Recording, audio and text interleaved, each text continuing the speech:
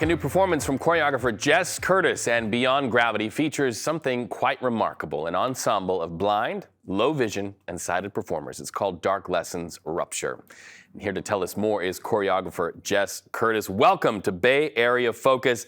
Something I love about the arts is it creates a space for everybody, and you're doing that. Why does this project mean so much to your heart?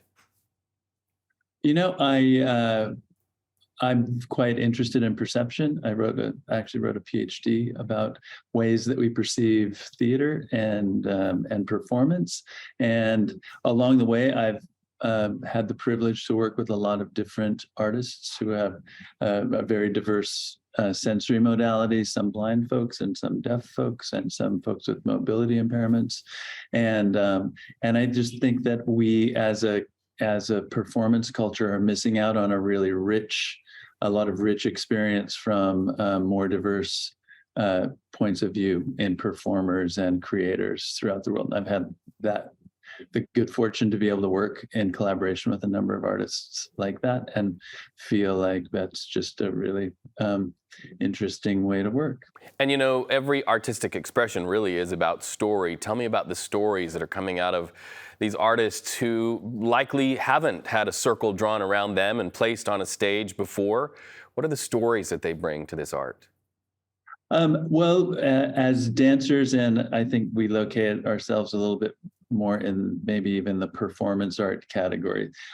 Story is not exactly what we're working with a lot, but image and the experience of what it is to be in the world. And if you're not seeing it, how are your other senses creating a very rich experience for you? So in this, our two blind collaborators, Gerald and Tiffany, are both have really rich lives as artists, and Gerald works as a photographer using a technique he calls light painting. Wow. And Tiffany is an actor, trained as an actor and singer.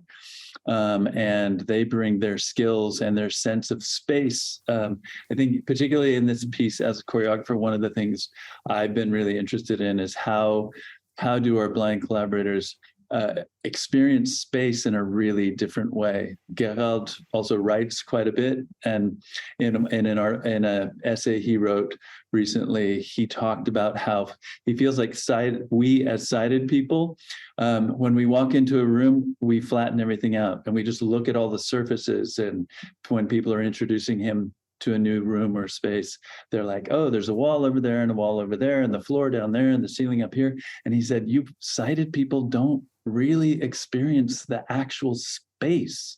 You're always obsessed with the objects and the surfaces around you. And you know, maybe you could spend more time feeling space. And as a choreographer and dancer, that's really interesting to me. I think that's what dance is often about, is how do we inhabit space and how do we animate space? How do we experience space? And hopefully for our audiences, allow them to experience space in a different way. Almost sensory and intuitive, is it not?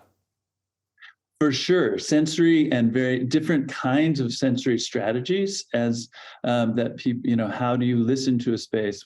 We have a section in the piece where that's a duet with Gerald and Tiffany, where they enter the space and the room is completely dark and no one can see anything, and it's a duet where we get to hear them moving through the space and the sound of their canes as they negotiate the space and feel their way through the space and listen their way through the space with kind of almost an echolocation. And we get to have, as an audience, as sighted audiences, maybe get a little bit of a sense of a different way of experiencing space. What a generous gift to give to your audiences when you see the audience have this experience through your artist experience. What do you see happen?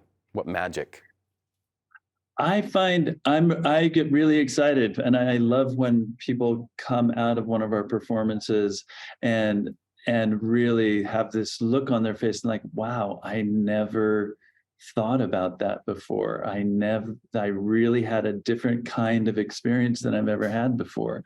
And it's not just an idea and language, but they've actually had a profoundly different experience for themselves around what it is to not be so focused through your vision. To use a $5 PhD word, to be not so oculocentric is one of the ways we talk about it. Right, and sometimes ocular-centric living can really cut us off from greater opportunity to feel and be connected as a community, and that's what I love about what you're doing. You're teaching us through this art form, connection and community. Jess, thank you so much. Remember, Dark Lessons Rupture, featuring new works from Jess and Beyond Gravity artists, happening November 18th through the 20th at Counterpulse in San Francisco. For tickets, visit counterpulse.org.